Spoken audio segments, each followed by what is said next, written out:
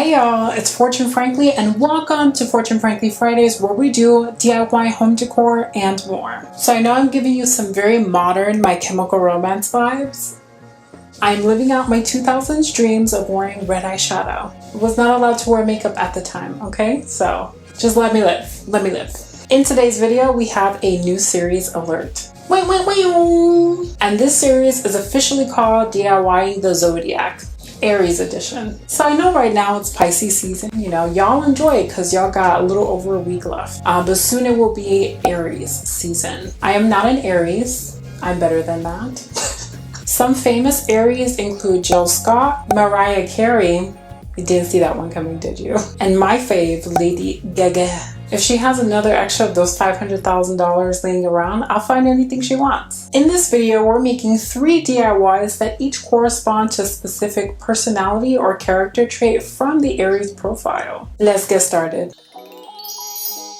For this first project, we're making a chalk notebook. Now, Aries are known for being kind of leaders of the zodiac, so notebooks are actually kind of popular gift ideas for Aries, but I wanted to make something that you can quickly jot down and later erase. For this project, you'll need heavyweight cardstock, chalkboard paint, a hole puncher, fabric, a glue gun, and book rings.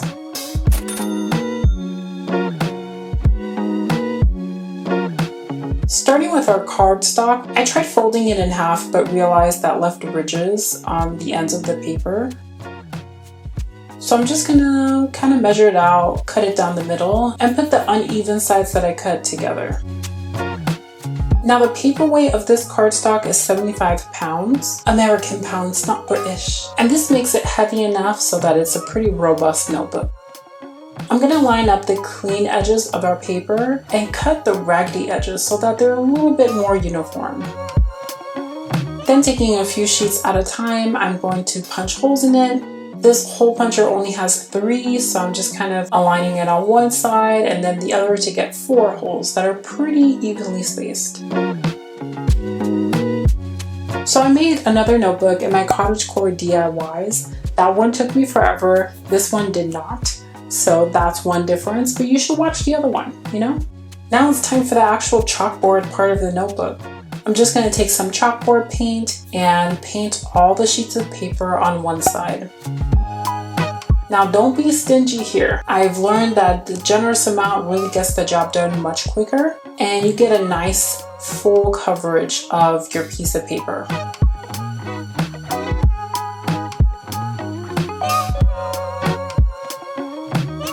Now because this is paper, at the end of the day, it does curl up because of the moisture in the paint. So I'm just going to put some wax paper in between each sheet so they don't stick together and weigh it down.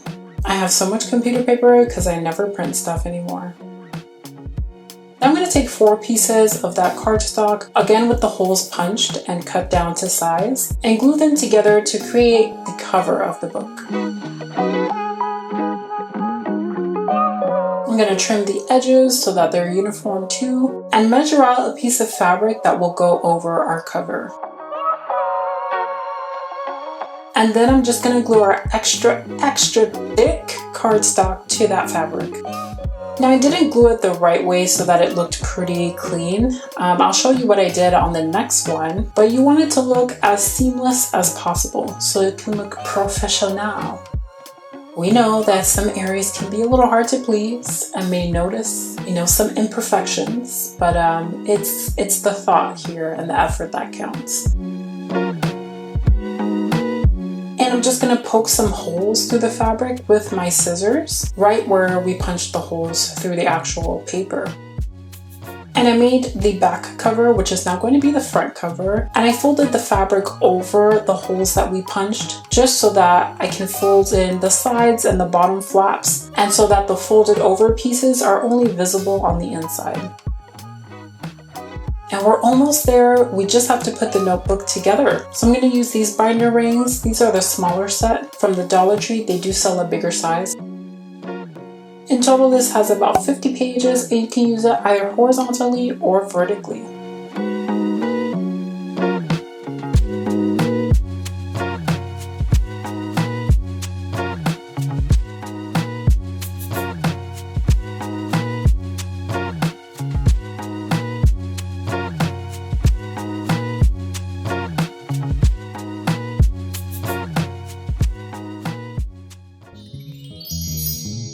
For project numero dos, I knew for this video I had to do something that was big, bold, and red. Earrings. Aries is a fire sign, but they also have a lot of energy, and red is the color of, energy. For this project, you'll need red yarn, green embroidery floss, some pieces to make earrings, I'll tell you more about those later, and a hot glue gun.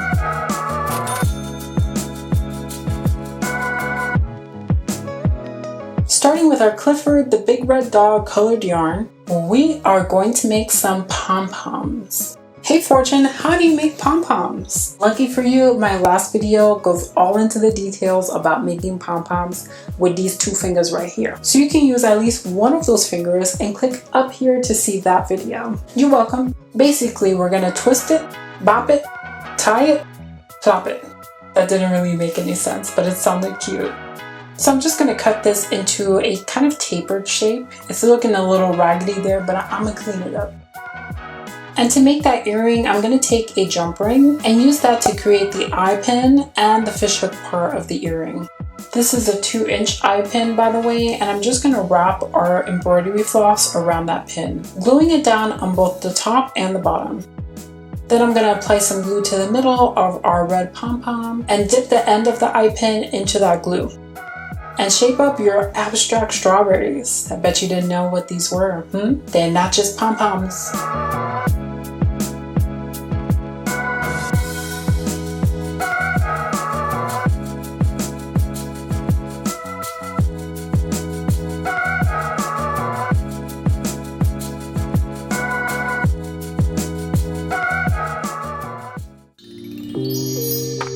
For our third and final project, we're going to be making a tote bag, but not just any tote bag, one filled with nostalgia. Aries are known for being young at heart and having a childlike energy. For this project, you'll need canvas, fabric markers, silver fabric paint, glitter, and a glue gun. Your price is way too high, you need to cut it. Speaking of cutting, I'm going to cut down my canvas fabric into a more manageable piece. And I'm just using a ruler to draw a straight line, so I have some semblance of order here.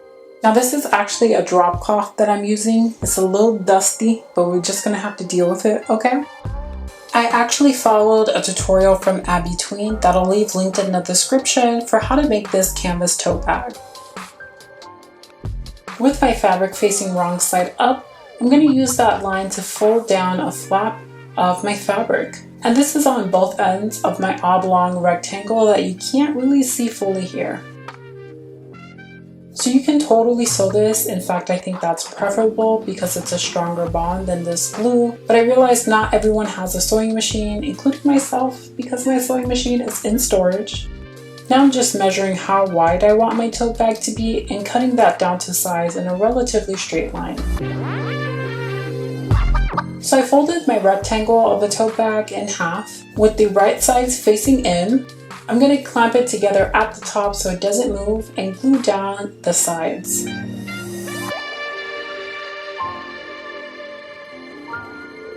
Turning the bag over on its side, we're going to form two triangles. It's kind of looking like a tent, But we're going to cut these tips off to form a square bottom of the bag. And I'm just going to glue those pieces together, but separately. We don't want to glue the bag closed. Now I'm turning it inside out and voila! Now you remember when I said this was dusty? You also remember when I said we're just going to deal with it? Okay, alright, just checking. So I'm going to draw my design. I hope you guys are recognizing it. Get excited, get excited. I'm sketching out the iconic rainbow fish. Does anybody remember that rainbow fish TV show? Prime television right there. Now I watched a tutorial on how to draw a rainbow fish from Miss Schuler's art room that I'll leave linked below because she did a great job. I made a few modifications to it, but overall it is a version of the rainbow fish. And using my fabric markers, I'm going to first outline everything in black. Then I'm going to color in using some very bright, vivid colors. They're quite jaunty colors if I do want to use some English vocabulary words. And here you really want to take some inspiration from your preschool days, coloring inside those lines and making sure that you have a crisp, solid block of color. Until you get to the face and the fins, because that was a different story for me. Did Rainbow Fish ever have like a theme song? I feel like it should. Rainbow fish, rainbow fish, rainbow fish, rainbow fish, ah, rainbow fish, rainbow fish, rainbow fish, rainbow fish, go! And of course, this wouldn't be rainbow fish without the iconic silver scales. So I'm going to use some silver 3D fabric paint to give us some dimension. Then I'm going to sprinkle some silver glitter over that fabric paint. But at the end, the rainbow fish lives on.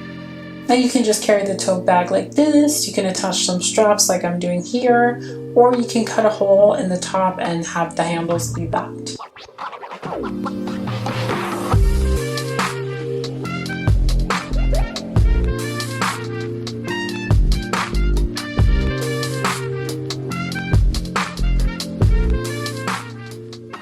Alright, welcome back. So this was a fun DIY video. Over the next year, I'll be making a video for each of the Western Zodiac signs, so don't worry, I didn't forget about you, your time is coming. And out of these three, I'm really liking that last tote bag because rainbow fish, oof.